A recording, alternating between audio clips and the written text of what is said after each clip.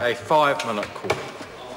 Kia ora, tātou. I'd just like to acknowledge Tracy Martin for her excellent effort here. He isi he pounamu.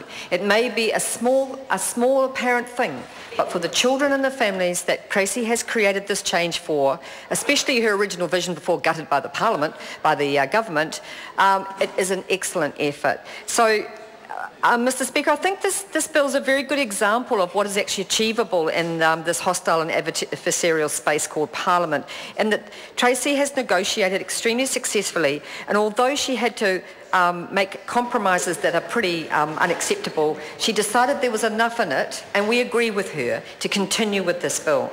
It's a sword of Damocles when you get to this stage, Mr. Speaker, and I think Sue Moroney knows this well as well after the paid parental leave debacle, that we come in good faith with our members' bills, and we really hope to make change and make things better for people. And then we come up against a wall of adversarial pettiness sometimes when common sense is on our side, but we have to compromise in order to achieve anything.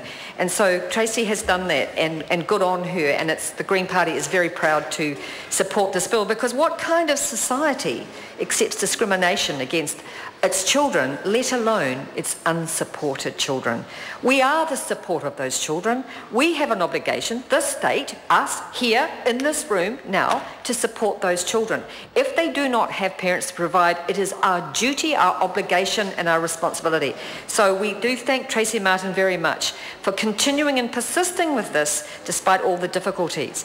I would say, feed the kids, Mr. Speaker, and clothe the kids. It's about Maslow's hierarchy of needs, for any of you that have any idea about what that means.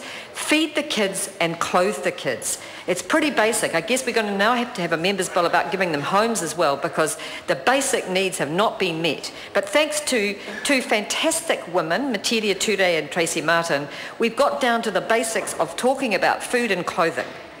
And thank you, Hone Harawera, for the original concept. But some of us are not here to talk fancy lawyer language or spout on about economic growth if we cannot feed and clothe our children. And these are our children. Make no mistake of it, Mr. Speaker, these are our children. So what's the message to these children? From Tracy Martin, the message is their lives are important, their needs are important. The government's amendments, however, which delay the changes to 2018 and do not quite create parity, are what I would call mean-spirited, minimalist, mealy-mouthed and miserly, as well as being quite nice bit of alliteration, I thought, as well as being completely unnecessary. And what is the message we should be giving to these children, these apparently unsupported children who are being treated differently from children who are in the care of strangers? What's the message? Because the Green Party believes the message needs to be to these children that they, whether they have two parents or not, that we will provide for you, that they are important to us, that they deserve the best, that they will not be discriminated against by having less access to things like clothing, that they and their lives will be celebrated and cherished by us, the state, and by their community. That is the message we should be giving these kids. Not that in any sense are they lesser or entitled to less because of the circumstances that were not under their control.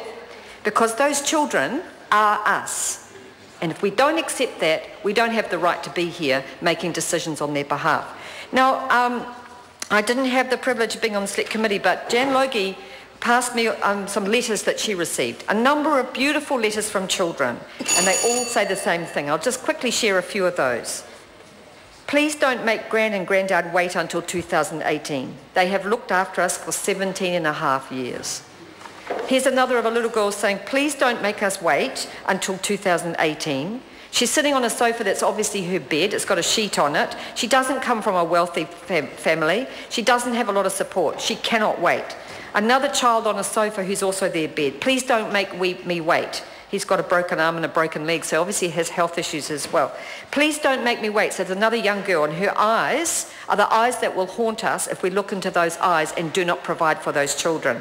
So there are a number of letters here, and some of them have got stickers, and some of them have got photos of kids, and all of them have been written by children asking, please do not make me wait. And those children have a right to make that challenge to us. There is no reason to make them wait, Mr. Speaker, It is time to do this. We should have done it better, but thank you, Tracy Martin. We will support this bill.